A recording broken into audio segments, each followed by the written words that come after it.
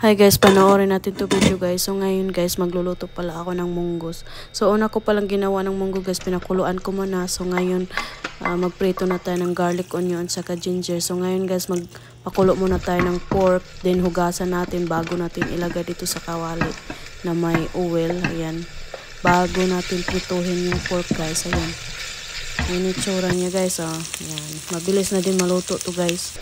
So ngayon guys, maglagay tayo ng 2 tablespoon na soy sauce. Ayan, paubos na pala ito. Tapos tumalsik pa. So, lagyan natin konting tubig para hindi magtasikan yung oil natin galing sa pork. Ayan, mag-add tayo ng asin dyan. 1 tablespoon na yan asin. 1 tablespoon na black pepper. So ngayon, konti na ng tubig para hindi talaga magtasik-tasik.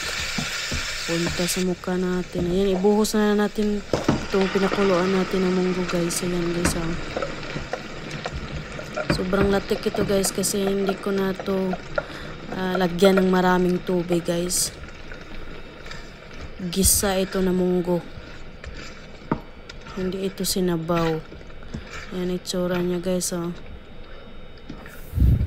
So maging mashy pala ito guys. Parang mashed potato. So ngayon guys, lagay pa tayo ng 2 tablespoon na soy sauce, then 1 tablespoon na asin kasi marami kasi ito, kailangan to maraming asin para may lasa talaga.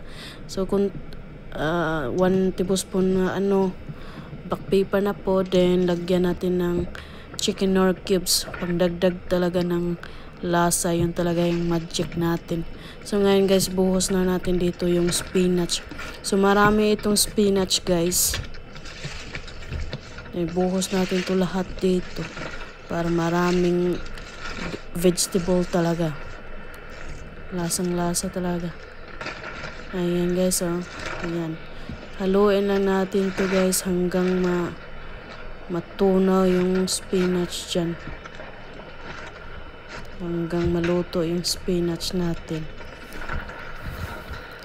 Ayan, wala natin, ihalo lang natin ng mabuti ito para pantay lahat, lutong luto.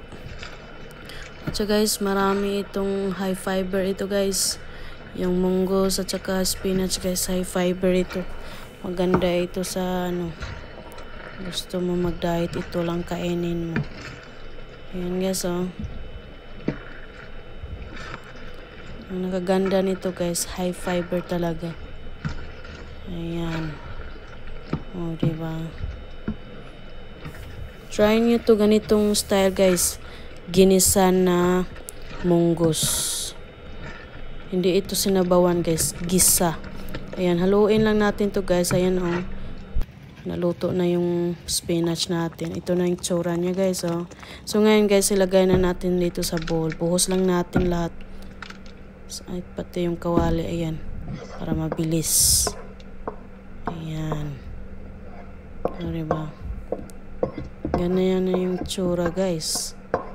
Grabe, ang sarap tingnan. So ngayon guys, titikman na natin, lagyan na natin sa top ng rice natin dyan.